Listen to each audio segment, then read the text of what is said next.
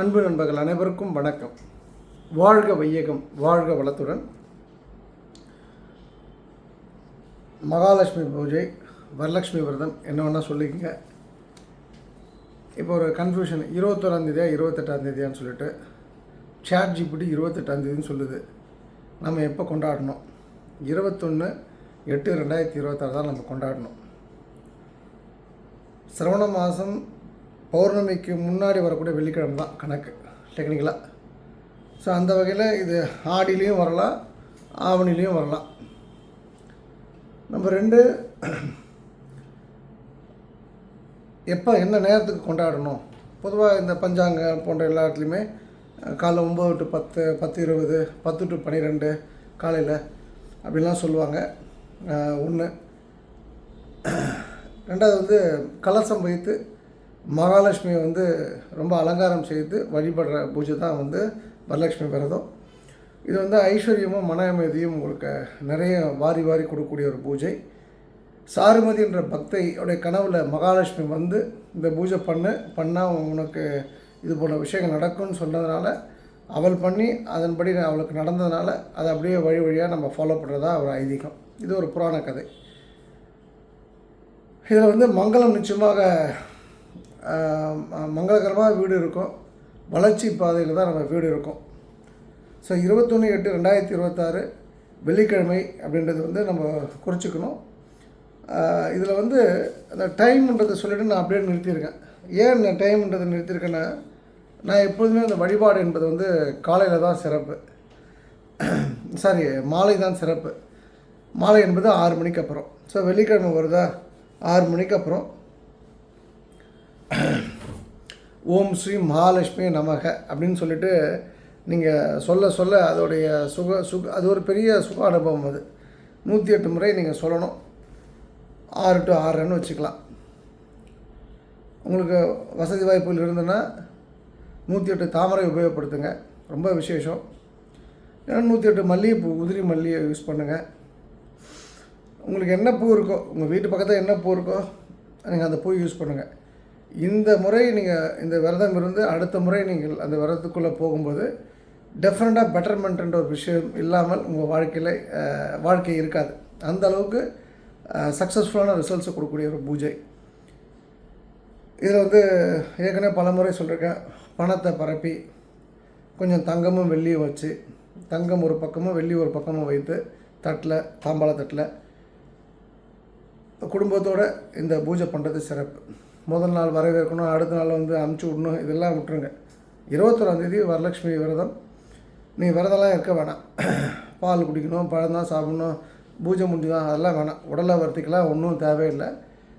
நல்ல முடிந்தால் பெண்கள் ஒரு புத்தாடை அணிந்து, வீட்டு தலைவர் ஒரு புது வேஷ்டியாவது அணிந்து அந்த பூஜை பண்ணுங்கள். நல்ல சேஞ்ச் இருக்கும். திரும்பவும் சொல்கிறேன், அந்த மந்திரம் ஓம் ஸ்ரீம் மகாலட்சுமியை நமக, ஓம் ஸ்ரீம் மகாலட்சுமியை நமக. அவ்வளோதான், முடிஞ்சுது. நம்பர் 1. நம்பர் 2 அன்றைக்கி என்ன பண்ணால் ரொம்ப சிறப்பாக இருக்கும்னா, நமக்கு மங்களகரமாக நம்ம இருக்கணும், ஐஸ்வர்யத்தோடு இருக்கணும். அப்படின்னா நமக்கு தெரிந்த ஒரு 4-5 பெண்களுக்கு 4 சேலை 5 சேலையாவது வாங்கி கொடுங்க. அது 100 ரூபாய் சேலையாக இருக்கலாம், 500 ரூபாய் சேலை இருக்கலாம், 5000 ரூபாய் சேலை இருக்கலாம். உங்களுடைய வசதி வாய்ப்புக்கு ஏற்ப வளையல் வாங்கி கொடுங்க. மஞ்சள் சரடு, மஞ்சள் கயிறோடு கொடுங்க, நல்லது. எனக்கு இன்னும் நல்ல வசதி இருக்குன்னா, ஏழைகளுக்கு, இல்லாத ஏழைகளுக்கு அன்றைக்கி தங்கம் கொடுங்க. வெள்ளிக்கிழமை தங்கம் கொடுத்தா நம்ம வீடு ஐஸ்வர்யம் போயிடலாம் நினைக்காதீங்க. அன்றைக்கு என்னெல்லாம் நீங்கள் கொடுக்கலாம் அது 100 மடங்காக 1000 மடங்காக வளரும். அன்பை கொடுத்தா அன்பு கிடைக்கும், அறிவை கொடுத்தா அறிவு கிடைக்கும், பொருட்களை கொடுத்தா பொருட்கள் நிறைய வரும். நீங்கள் கோபத்தையோ துன்பத்தையோ கொடுத்தீங்கன்னா அதுதான் உங்களுக்கு திரும்ப கிடைக்கும். ஸோ இந்த point is very clear. So நல்லதே நடக்கும்.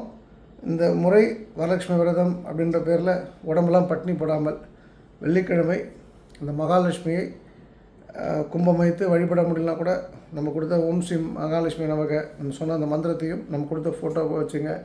ஏன்னா ஒரு ஃபோட்டோ டவுன்லோட் பண்ணி கலர் ஜெராக்ஸ் எடுத்து லேமினேட் பண்ணி கூட வச்சுங்க. பெரிய சேஞ்ச் வரும். ஸோ இது முதல் விஷயம். நம்பர் 2, சேலத்தை சேர்ந்த ஒரு நண்பர் நம்முடைய மாநாடுக்கு அவர் ஒரு விவசாயி 1000 பேருக்கு கரும்பு ஜூஸ் கொடுக்குறேன்னு சொல்லியிருக்காரு. ஆனால் அவர் பேர் இங்கே சொல்லலை. ஏன்னா அவங்களாம் ஸ்பெஷல் மரியாதை நம்ம கொடுக்கணும். இனிமேல் யார் பேரும் வந்து வீடியோவில் கிடையாது, எல்லாம் டைரெக்டாக மண்டபம் தான். அவர் வந்து அவருக்கு என் மனமார்ந்த நன்றி. அப்போ 1000 பேர்னால் 1000 கிளாஸ் வேஸ்ட் ஆகக்கூடாது. அது பதில் நாம் வீட்டிலேருந்து கிளாஸ் எடுத்து வந்துட்டா வாங்கி குடிச்சிக்கலாம். அவர் என்ன கேட்டார்னா, அதாவது இந்த நமக்குலாம் சிலர்லாம் பார்க்கும்போது செம்ம கடுப்பாக இருக்குது. இப்போ இவர் சொன்னது கேட்டப்போ நானே கடுப்பாயிட்டேன். அவர் வந்து ஜூஸ் ஃப்ரீயாக தர்றாரு, மிஷின் எடுத்து வந்து தர்றாரு, கரும்பு அவங்களோட கரும்பு. சார்ட்ட கேளுங்க, எலக்ட்ரிசிட்டி கொடுத்தா ஓகே, இல்லைனா நான் ஜென்ஸை கூட எடுத்து வந்துடுறேன்ட்டு. எவ்வளோ தன்மையாக இருக்காங்க பாருங்கள். எனக்கு இந்த அறிவுலாம் கிடையாது. நான் அந்த கொடுக்குறேன்னா அந்த திமிர் இருக்கும் கொஞ்சமாவது ஏதாவது ஒரு இடத்துல. அவங்களே நம்ம கொடுக்குறது வந்து இலவசம், ஒரு அன்பில் கொடுக்குறாங்க. ஒரு நம்ம சொந்த அக்கா தங்கச்சி அண்ணன் தம்பி கொடுக்கணும்னு சொல்லிட்டு, திருப்பந்துர்த்தி சகோதரர் போல் இல்லாமல். ஆனால் இந்த இடத்துல ஒருவித ஒரு துளி கர்வம் கூட இல்லாமல் நான் கொடுக்குறேன், அண்ணன் வந்து கரண்ட்டு கொடுத்தாங்கன்னா ஓகே, இல்லைன்னா ஜென்செட் கூட நான் எடுத்துகிட்டு வந்துடுறேன். அப்போ எந்த அளவுக்கு இறங்கி போகிறாங்க பாருங்கள். இது போல் ஆட்களை பார்த்தா செம கடுப்பாக இருக்குது. ஏன்னா நான் அது போல் இல்லை. நம்ம விட அறிவாளி, புத்திசாலி, மகிழ்ச்சியான வாழ்க்கையை வாழக்கூடிய ஆளாக அவர் நான் பார்க்குறேன். ஆனால் இது ஒரு கடுப்புனா தவறான இதில் சொல்லலை, பொறாமையாக இருக்கும். ஒரு என்னடா இவ்வளோ நல்லவங்களாக இருக்காங்களா அப்படின்னு சொல்லிட்டு. ஸோ இது போல் வாழ்க்கையை கடவுள் நமக்கு கொடுக்காம போயிட்டார். ஐயோ ஐயோ ஐயா, உங்களுக்கு ரொம்ப நன்றி. உங்கள் பேர் எல்லாம் தாமரை அமைச்சிருந்தாங்க. உங்கள் ஃபோன் நம்பர் என்கிட்ட இருக்குது. நிச்சயமாக நம்ம தொடர்பில் இருப்போம். என்னை போல் நீங்கள் மாற வேணாம், உங்களை போல் நான் மாறுவதற்கு எனக்காக நீங்கள் வணங்குற சாமிக்கிட்ட ப்ரே பண்ணீங்க, அவ்வளோதான். நீங்களும் உங்கள் குடும்பம் வாழ்வாங்க வாழ்வீர்கள். அதுக்கு அன்பான வாழ்த்துக்கள். அப்புறம் வந்து நாமக்கல்லில் வந்து வரதராஜ பெருமாள் கோயில் நேனாமலை அன்னதானம் வந்து 22/8/2026 சனிக்கிழமை காலைல 7லேருந்து காலைல 9க்குள்ளே. என்னென்னா வந்து அது வந்து தமிழ் மாதம் முதல் சனிக்கிழமை, தமிழ் மாதத்தோட முதல் சனிக்கிழமை. அதுக்கான தொடர்பு எண் 9994834140 999948341410. ரெண்டாவது வந்து திருச்செந்தூர் அன்னதானத்தில் ஒரு பெரிய சிறப்பு செய்தி. நம்ம இங்கேன்னு ரொம்ப சங்கடப்பட்டிருந்தோம். இப்போ அதில் ஒரு பெரிய திருப்பம். அதில் அந்த திருப்பத்துக்கு காரணம் என்னென்னா, இந்த ஜெயராமன் சொல்லிட்டு, இந்த கரியாமுண்டி ஜெயராமன் ஒட்டச்சத்திரம் பக்கத்தில், அவர் தான் அங்கே ஆல்மோஸ்ட் ஒரு 4-5 மாதங்கள் தவிர அவர் தான் சமைச்சிருக்காரு. அவர் ஏதோ வேலைன்னு போனதுனால நீங்கள் பார்த்தீங்கன்னா அவர் வந்து அந்த ஒரு மண்டபத்தில் தான் போய் வண்டி விடுவார். அதிலே நட்பு. திடீர்னு அவங்க ஒரு 1000 தட்டு கேட்குறாங்க, பாக்கு தட்டு. இவர் கொடுத்துறாரு, பணம் வாங்கலை. என்னடா இவ்வளோ நல்லவனாக இருக்கே, நீ ஏன் அங்கே போய் ஸ்டோர் போடுற, இங்கேயே வந்து போடு, நான் ஒரு 15,000 மண்டபம் ஃப்ரீ சார்ஜ் கம்மி பண்ணிக்கிறேன்னு சொல்லிட்டு வெறும் 10,000 ரூபாய்க்கு அந்த மண்டபம் ஓனர் ஒத்துக்கிட்டாங்க. அப்போ ஜெயராமன், அதாவது பொதுவாக ஜெயந்தி ஜெயராமன்றது வந்து உணவு சம்மந்தப்பட்ட பேர் தான். ரியல் எஸ்டேட்டுக்கு சம பேர் இந்த ஜெயராமனும் ஜெயந்தியும். அப்போது ஜெயராமன் அவர்கள் உணவில் பெரிய அளவில் கொடி கட்டி பறக்கிறவர். அவர் பண்ண நல்ல விஷயத்தால் இப்போ பக்தர்கள்லாம் வந்து அந்த புழுதியில் நின்று சாப்பிடாமல், அந்த கார் பார்க்கிங்கில் நின்று சாப்பிடாம, ஆல்மோஸ்ட் ஒரு 75-80% வந்து கரெக்டான பக்தர்களுக்கு போகக்கூடிய அளவுக்கு அந்த செட்டியார் கோட்டா செட்டியார் மண்டபத்தில் சாப்பாடு போடுறதுக்கான வாய்ப்பு நமக்கு கிடைச்சிருக்கு. அந்த நிர்வாகத்துக்கும் மதிப்புக்குரிய திரு ஜெயராமன் சார் அவர்களுக்கு என் மனமார்ந்த நன்றி. ஸோ அது வந்து ஆவணி மாத பௌர்ணமி 27/8/2026 வியாழக்கிழமை 4 மணிலேருந்து இரவு 7 மணி வரைக்கும், சாயந்தரம் 4 மணிலேருந்து இரவு 7 மணி வரைக்கும். நான் சாமி கும்பிட வரல, பட் ஐ எம் கம்மிங். எங்கே அப்படின்னா, அன்னதானம் போடுறதுக்கு வந்து போடுற இடத்துக்கு நான் வருவேன். ஏன் கோயிலுக்கு வருதுன்னா, அதுக்கு சில விஷயங்கள்லாம் முடிச்சுட்டு தான் வரணும் ஒரு ஆசை. ஸோ அது எங்கே இருக்குது, அந்த கோட்டார் செட்டியார் மண்டபம்னா திருச்செந்தூர் தேரடி வீதி. ஸோ மேக்ஸிமம் நான் வருவேன். I am planning for it. Number 3 வந்து திருவொற்றியூர் அன்னதானம். திரு கார்த்திகேயன் அவர்கள் பெரம்பூரை சேர்ந்தவர், ரொம்ப சூப்பராக பண்ணிகிட்ருக்கார். தனி மனிதனாக எந்தவித சப்போர்ட் இல்லாமல். அது வந்து பார்த்திங்கன்னா ஆவணி மாதம் ஒவ்வொரு மாத பிறப்பும் முதல் வெள்ளிக்கிழமை அன்றைக்கி அங்கே சாப்பாடு போடுறோம். மதியம் 12லேருந்து 2. மாங்காடு எல்லப்ப செட்டியார் மண்டபம், சன்னதி தெரு. அதுக்கான தொடர்பு எண் 98-849-70-856 98849-70856. இந்த அன்னதானத்துக்கு பணம்லாம் கூட செகண்டரி தான். நீங்கள் வந்து சப்போர்ட் பண்ணுங்கள். இப்போ நீங்கள் நேற்றுலாம் வந்து பயணியில் சப்போர்ட் பண்ணுறதுக்கு ஆள் இல்லை. ஸோ கொஞ்சம் சப்போர்ட் பண்ணுங்கள், அதுவே உங்களுக்கு கோடி புண்ணியம். நம்மளோட மாநாடுக்கு வரீங்கன்னு முடிவு பண்ணிட்டீங்கன்னா அதுக்கான registration number September 27. Just registration தான், ஃப்ரீ ஆஃப் காஸ்ட். மற்ற விஷயங்கள் எல்லாமே, மற்ற விஷயம்னா 4 வேளை சாப்பாடு, முதல் நாள் இரவும் காலை மதியம் இரவு சாப்பாடு. 7904004214 79 040 042 14 கூப்பிட்டு சொல்லிவிடுங்க. அப்புறம் 2 விஷயங்கள். நான் ஆக்சுவலாக பெரிய விஷயங்கள் பேசணும். அதுக்கு முன்னாடி 2 பொதுவான விஷயங்கள் சொல்லிடுறேன். ஒருத்தர் இறந்துட்டார். இறந்த உடனே அந்த அவரோட ஃப்ரெண்ட்ஸு ரிலேட்டிவ்ஸ்லாம் சேர்ந்து நினைவஞ்சலி போஸ்டர் ஒட்டுவாங்க. 14 நாள் காரியம் போட்டுவாங்க, 30வது நாள் கர்த்தருக்கு நித்திரையானார், சிவனடியை சேர்ந்தார் அப்படிலாம் போடுவாங்க. பரலோக பிராப்தி, என்னது சிவலோகத்தை அடைந்தார்லாம். அந்த போஸ்டர் விட்டனால யாருக்கு என்ன போச்சணும்? இப்போ நீங்கள் யோசிச்சு பாருங்களா, ஒருத்தர் இறந்துட்டார்னா அது வந்து சொந்த பொண்டாட்டி சொந்த பிள்ளையாக இருந்தால் கூட பணம் தான் அது. அப்போ அவன் பொண்டாட்டி பிள்ளைங்களே வந்து அந்த பணத்தை பார்க்க மாட்டானும் போது அவரோட ஃபோட்டோவை, அவர் எவ்வளோ பெரிய தியாகி நல்லவராக இருந்தாலும் அது எதுக்கு ஊர் ஃபுல்லாக ஓட்டணும்? அதையே வந்து ஊரை அசிங்கப்படுத்திக்கிட்டு ஒன்று. அது வந்து 10 வருஷம் கழிச்சு 18 வருஷம் கழிச்சு நினைவஞ்சலியெல்லாம் போடுறது வேஸ்ட்டு.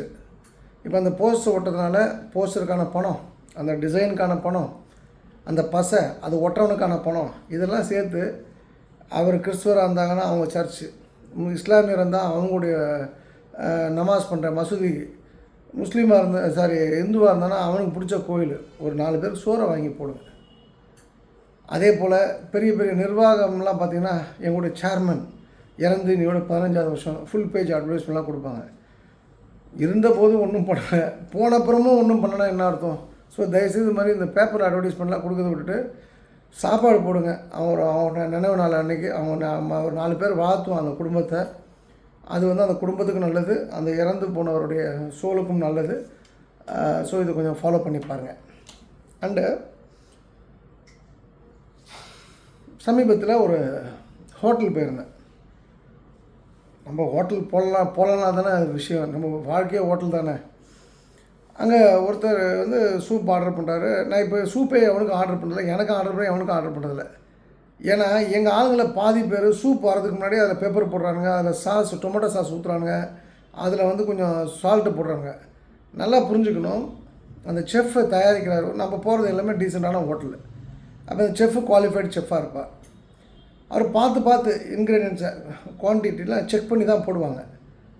அப்போ அப்படி போடுற இடத்துல நீங்கள் வந்து அதை டேஸ்ட் பண்ணாமலே எடுத்தோடனே சால்ட்டை போடுறது, எடுத்தோடனே பெப்பர் பிளாக் பெப்பர்னு கேட்டு வாங்கி போடுறது, டொமேட்டோ சாஸ் ஊற்றுறது, சில்லி சாஸ் ஊற்றுறது, வினிகரை ஊற்றுறது அப்படின்னா உங்களுக்கு சோறு வாங்கி தரவனுக்கு அவமரியாதை, சோறு சமைச்சவனுக்கும் அவமரியாதை. அதுக்கப்புறம் 3வது ரொம்ப முக்கியமான விஷயம், சோத்துக்கும் அவமரியாதை. ஸோ நமக்கு வாங்கி தரவன் சமைச்சவன் அந்த உணவுக்கும் அவமரியாதை நம்ம கொடுக்குறோம். அன்ஃபிட். நம்ம அப்போ பண விஷயத்துலையும் இப்படி தான் இருப்போம். பண விஷயத்தில் நம்ம எப்படி உணவை நம்ம டீல் பண்ணுறோமோ அப்படி தான் பண விஷயத்தில் நம்ம இருப்போம். இது போல் ஒரு பழக்க வழக்கங்களை வச்சுக்கிட்டு நீங்கள் ரொம்ப கேர்ஃபுல்லாக இருக்கணும். டேஞ்சரஸ் டெவில் ரிட்டர்ன்ஸ் அப்படின்னு சொல்லலாம் அவங்க வரும்போது. ஏன்னா இந்த பழக்கம் நல்ல பழக்கம் அல்ல. நீங்கள் ஒரு உணவை வைக்கிறான், டேஸ்ட் பண்ணிட்டு சார் உப்பு கம்மியாக இருக்குது, காரம் கம்மியாக இருக்குது, சூடு இல்லை, தவறு கிடையாது. உங்கள் பணம், உங்கள் எல்லா உரிமையும் உண்டு. ஒருத்தன் வாங்கி கொடுத்தா கூட அதை நீங்கள் சொல்லலாம், நம்ம நண்பன் தானே, நம்ம சகோதரன் தானே சொல்லலாம். ஆனால் வாங்கி கொடுத்துட்டானன்றதுக்கு வந்து அப்படியே தின்றதும் தப்பு, நமக்கு பிடிக்காத தின்றதும் தப்பு. அப்போ உங்களுக்கு உரிமை இருக்குது. அப்போ எப்போனா டேஸ்ட் பண்ணணும். அதே போல் தான் ஒரு வெஞ்சர் இருக்குன்னா அதை வந்து உள்ளே போய் இறங்கி ஆடாமல் நம்மளே ஒரு கன்க்ளூஷன் வர்றது நல்லதில்லை. இது போன்ற ஆட்களை நீங்கள் பிஸ்னஸில் உங்கள் கூட நீங்கள் ட்ராவல் பண்ணி வைக்கிறீங்கன்னா தோல்வி நோக்கி நீங்கள் பிரயாணப்பட ஆரம்பிச்சிங்கன்னு அர்த்தம். ஸோ இந்த 2 விஷயங்களும் பொதுவான விஷயங்கள் உங்களுக்கு கனிவான கவனத்திற்காக. நாம் பார்க்க வேண்டிய விஷயங்கள் இன்றைக்கி பெரிய விஷயங்கள் நிறைய இருக்குது. 1,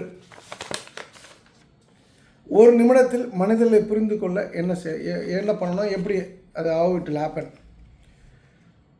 எப்பொழுதுமே நகைச்சுவையாக பேசுபவர்கள் பார்த்தீங்கன்னா கொஞ்சம் ஆபத்தானவங்களாக இருப்பாங்க. 24/7 சிரிச்சுக்கிட்டே சிரிக்க வச்சுட்டே இருக்காங்கன்னா டெட்லி டேஞ்சரஸ் பீப்புள். கவனம். பேசுவதை விட அதிகமாக கவனிப்பவர்கள் அவங்க வந்து வெளிக்காட்டி கொள்றதை விட அதிகமாக விஷயங்களே அறிந்திருப்பார்கள். இப்போ நான் இருக்கேன், உதாரணத்துக்கு நான் வந்து பேசுவதை விட அதிகமாக கவனிக்கிறேன். இப்போ சொக்கலிங்கம் நீங்கள் ஒரு விஷயத்தை அசியூம் பண்ணியிருப்பீங்க. ஆனால் அதை போல் கவனிக்கக்கூடிய ஆளாக இருந்தேன்னா நீங்கள் அசியூம் பண்ண ஒரு சொக்கலிங்கமாக இருக்க மாட்டேன், அதை விட பவர்ஃபுல் சொக்கலிங்கமாக இருப்பேன். உதாரணத்துக்கு நான் சொன்ன விஷயத்தை. ஸோ யார் வந்து பேசுவதை விட அதிகமாக கவனிக்கிறாங்களோ அவங்க ரொம்ப ரொம்ப பவர்ஃபுல்லான நாலேஜபிளான ஆட்களாக இருப்பாங்க. கவனம் இருக்கட்டும். கண் பார்த்து பேசவில்லை ஒருத்தர் அப்படின்னு சொன்னால் அவர் ஏதோ ஒன்றை நம்மக்கிட்ட வந்து மறைக்கிறான்னு அர்த்தம். ஸோ ஐ கான்டாக்ட் ரொம்ப ரொம்ப முக்கியம் பேசும்போது. இப்போ ஒருத்தன் வந்து 4வது விஷயம், பேசும்போது அடிக்கடி ஃபோன் எடுத்து பார்க்குறாருன்னா நம்ம கான்வர்சேஷன் அவருக்கு பிடிக்கல, சுவாரஸ்யமாக இல்லைன்னு அர்த்தம். அதை அந்த கான்வர்சேஷன் சுவாரஸ்யமாக இல்லைன்றதை தவிர்க்கவே அது போல் அவர் பண்ணுறாருன்றதை நீங்கள் புரிந்து கொள்ளுங்கள். 5வது, உங்களை அப்படியே யாராவது காப்பி பண்ணுறாங்க. நடை, உடை, பாவனை, கார்கள், நீங்கள் வச்சுருக்க நம்பர். என் நம்பர்லேயே என் நம்பர் 3241 ஒரு கார் இருக்குது. என் ஃப்ரெண்ட்ஸ் 2 பேர், ரொம்ப க்ளோஸ் ஃப்ரெண்ட்ஸ் 2 பேர் அந்த கார் வச்சுருக்காங்க. தருமபுரி ரகுவும் வெள்ளக்கோயில் சாய்சிவும். தருமபுரி வெள்ளக்கோயில் சாய்சிவாவது ஆர்டி ஆஃபீஸில் போய் வாங்கிட்டார். நான் வச்சுருக்க வேகனாரு அதே நம்பரோட ஒருத்தர் திருப்பூரில் இதுக்காகவே மார்க்கெட்டை எவ்வளோ சங்கடப்பட்டிருக்கணும். அவர் அதே போல் ஒரு வண்டி, செகண்ட் ஹேண்ட் வண்டி பிடிக்கிற, செகண்ட் ஹேண்ட் தான் அது, ஆனால் அந்த நம்பரோட கண்டுபிடிக்கிறது வந்து ரொம்ப சிரமம். Mission impossible. அதாவது வந்து அது ரொம்ப ரொம்ப ரிமோட் சான்ஸ். எப்படி 3241 வந்து கரெக்டாக ஒரு வேகனாருக்கு இருக்கும்? அவர் தருமபுரியில் இருக்கார். திருப்பூரில் ஒரு எல்லா ஊர்லேயும் தேடி கடைசியாக திருப்பூரில் அந்த வண்டி இருக்குது. அந்த வண்டி விற்பனைக்கு இருக்குது அப்படின்னும்போது அதை வாங்குறாருன்னா விற்றவனும் ஷாக்காக இருப்பான். அப்போ இது போல் யாரும் உங்களை காப்பி பண்ணுறாங்க அப்படின்னு சொன்னால் அதுக்கு சைக்காலஜி படி என்ன விஷயம்னா, அவர்கள் உங்களுடன் நல்ல உறவை ஏற்படுத்தி கொள்ளணும், பில்ட் பண்ணணும் அப்படின்னு ஆசைப்பட்றாங்கன்னு அர்த்தம். ஸோ இப்போ ரகுவோ சாய் சிவாவோ என்னை காப்பி பண்ணுறாங்க அப்படின்னா they want to maintain a good relationship. அவ்வளோதான். இப்போ நான் வந்து உதாரணத்துக்கு நான் என்னை கேட்டிங்கன்னா நான் ஒரு கார் சொல்லுவேன், இந்த கார் வாங்கினா நல்லதுன்ட்டு. ஆனால் அதை கேட்காமல் ஒரு ரிப்பேர் ஆனால் 1 லட்ச ரூபா 2 லட்ச ரூபா வந்து செலவாகக்கூடிய ஒரு காரை ஒருத்தவங்க வாங்குறான்னு வச்சுங்களேன், அது வந்து பணத்திமிர். நம்மளையும் மதிக்கலை, பணத்துக்கும் வந்து மரியாதை கொடுக்கல. 3வது, அந்த கார் எப்போவுமே வந்து ரிப்பேரில் தான் இருக்கும். ஏன்னா வாங்கிறதுக்கு முன்னாடியே யாரோட டைமை வேஸ்ட் பண்ணியிருக்காங்க, முக்கியமான ஆளோட டைமை. அப்போ அவங்க நம்மளை காப்பி பண்ணல, நம்ம காப்பி பண்ணன்றது மட்டும் நம்ம சொல்கிறதையும் கேட்கல அப்படின்னா அவங்க வந்து கொஞ்சம் ஆபத்தானவர்கள். அது நீங்கள் கவனம் இருக்கட்டும். அதே மாதிரி ஆடம்பரமான ட்ரெஸ்ஸு, இந்த கண் கவரக்கூடிய ட்ரெஸ்ஸை வந்து ஒருத்தவங்க வேர் பண்ணுறாங்கன்னா அவங்க வந்து அட்ராக்டிவாக இருக்கணும்னு ஆசைப்பட்றாங்க, எல்லாருமே கவர்ந்து இருக்கணுன்ற ஒரு எண்ணத்தை கொண்டவர்களாக இருப்பாங்க. இதில் வந்து 6வது விஷயம். 7வது வந்து நிதானமாக பேசுங்கள், மெதுவாக பேசுங்கள். நிதானமாக பேசுகிறீங்க, நீங்கள் பேச ஆரம்பிச்சிங்க, மெதுவாக பேச ஆரம்பிச்சிங்க, நீங்கள் ரொம்ப கணக்கச்சிதமாக உங்களுடைய வேலைகளை முடிப்பீங்க. வெரி குட் பிளானராக இருப்பீங்க, வெரி குட் எக்ஸிக்யூட்டராக இருப்பீங்க. 8வது, உணர்ச்சி வசப்பட்டு உடனடியாக எதிர்வினை ஆற்றுவதை நாம் ரொம்ப எளிதாக கண்ட்ரோல் பண்ணலாம். இப்போ நம்ம பேசுகிறோம், உடனே உணர்ச்சி வசப்பட்டு அவங்க பதிலுக்கு பேசுகிறாங்க அப்படின்னா தட்ஸ் ஓகே. நம்ம என்ன புரிஞ்சுக்கணும்னா அவங்கள ஈஸியாக கண்ட்ரோல் பண்ணலாம். அவங்க கூட கண்ட்ரோல் பண்ண முடியாது, நாம் கண்ட்ரோல் பண்ணலாம். இதுதான் அதோடைய உள்ளர்த்தம். கடைசி 2 விஷயங்கள் என்னென்னா, அளவுக்கு அதிகமான பேச்சு வந்து மனசளவில் அவங்க ரொம்ப வீக்கான ஆளாக இருப்பாங்க. இப்போ நான் அதிகமாக பேசுகிறேன்னா நான் மனசளவில் நொந்து போயிருக்கேன், ரொம்ப வீக்கானவனாக இருப்பேன்னு அர்த்தம். ஸோ நீங்கள் அளவுக்கு அதிகமாக பேசாதீங்கன்றது ஒரு உள்ளர்த்தம். அண்டு குழப்பமான சூழ்நிலையிலும் அமைதியாக இருப்பவர்கள் அவங்க வந்து எந்த விதமான சுச்சுவேஷனையும் அவங்களால பண்ண முடியும். ரொம்ப குழப்பமான சூழ்நிலை, எந்த வித பதட்டம் இல்லை, ரொம்ப கூல் அண்ட் காமாக இருக்காங்க அப்படின்னா அவங்களால எந்த சூழ்நிலையுமே ரொம்ப அழகாக டீல் பண்ண முடியும். ஃபஸ்ட் டைம் காசி எங்கள் மக்கள் ட்ரிப்பு போனபோது பரபரப்பே இல்லாமல் கூல் அப்படின்னு 786 சொல்லிகிட்டே இருந்தாப்புல. கிண்டல் பண்ணலாம், கேலி பண்ணலாம். மேன் ஸ்டாண்ட் அப்பார்ட், அதாவது ஒரு தனித்துவம் வாய்ந்த ஒரு மனிதர். அவருக்கு அந்த ப்ரெஷர் இருந்திருக்கும். அதனால் அவர் திரும்ப திரும்ப கூல்னாரு. நான் எல்லோரும் சத்தம் போட்டிருக்கேன், என்ன பண்ணுறீங்க அதை பண்ணுறேன் இதை பண்ணி அவனும் தூங்காமல் 10 நாள் வந்து உட்காந்து அப்படிலாம் திட்டுறேன். பட் எண்ட் ஆஃப் த டே வந்து அது ரொம்ப கூல் அண்ட் காமாக அதை டீல் பண்ணார். அப்போது அவர் வந்து is a very good executor. அப்போ என் கம்பெனி நான் இதை பார்த்துக்கிட்டேன். இதெல்லாம் நான் வந்து யாருக்கும் மாலை போட்டு எல்லாம் வாழ்த்தி அப்படிலாம் கிடையாது. நான் என்ன பண்ணுறேன், என் கம்பெனி ஃப்ளோட் பண்ணணும், ப்ரைவேட் லிமிடெட் கம்பெனி அப்படின்னும்போது அவரை கூப்பிட்டு அந்த வேலையை கொடுத்துறேன். உன் ஆடிட்டருக்கு நீ வாங்கி கொடுத்துக்கோ, உனக்கு என்னவோ நீ வாங்கி கொடுத்துக்கோ. எங்கள் கம்பெனி கேஸ் ஏஜென்சி இப்போ நான் சென்னையை விட்டு போகிறேன்னு முடிவு பண்ணால எங்கள் பார்ட்னருக்கு ஃபுல்லாகவே நான் கொடுக்குறேன். அந்த வேலையை நீயே பார்த்துக்கோ. 20,000 30,000 40,000 நான் வாங்கி கொடுத்துறேன். பக்காவாக வேலையை முடிச்சு கொடுத்துறேன். 50,000 கூட வாங்கி கொடுத்துறேன். நீ 10 வாட்டி கூட போ, அது வேலையை முடிச்சு கொடுத்துரு. ஏன் வந்து என்னால் அவரை சூஸ் பண்ண முடியுதுன்னா, அவர் மிக மிக மோசமான சூழ்நிலையில் ரொம்ப கூல் அண்ட் காமாக அவர் வந்து அந்த விஷயத்தை ஹேண்டில் பண்ணார். Systematic person. ஸோ இது போல் நீங்கள் பார்க்குற எல்லாருமே வந்து ஒரு பாக்ஸ்குள்ளே நீங்கள் வச்சுக்கலாம். அந்த பாக்ஸை எப்போ ஓப்பன் பண்ணணும் எப்போ க்ளோஸ் பண்ணுன்றது மட்டும் நீங்கள் நினைவில் வச்சுங்க. இதை பார்த்த ஒரு செகண்டில் ஒரு 10 செகண்டில் ஒரு மேக்ஸிமம் 1 மினிட்ல நீங்கள் இது போல் ஒரு அனுமானத்துக்கு வந்துட்டிங்கன்னா வெற்றி நமதே. வெற்றி எப்போதும் நம்முடைய படுத்து தூங்கணும்னு ஆசைப்பட்டிங்கன்னா ஜஸ்ட்டு ஃபாலோ பண்ணிப்பேன். இது போல் நிறைய விஷயங்கள் இருக்குது. மீண்டும் நாளை இதுக்கு ஒரு பேசுவோம், சந்திப்போம். இந்த அருமையான வாய்ப்புக்கு நன்றி. சர்வம் கிருஷ்ணா அர்ப்பணம். ஸ்ரீராம ஜெயம், ஸ்ரீராம ஜெயம், ஸ்ரீராம ஜெயம்.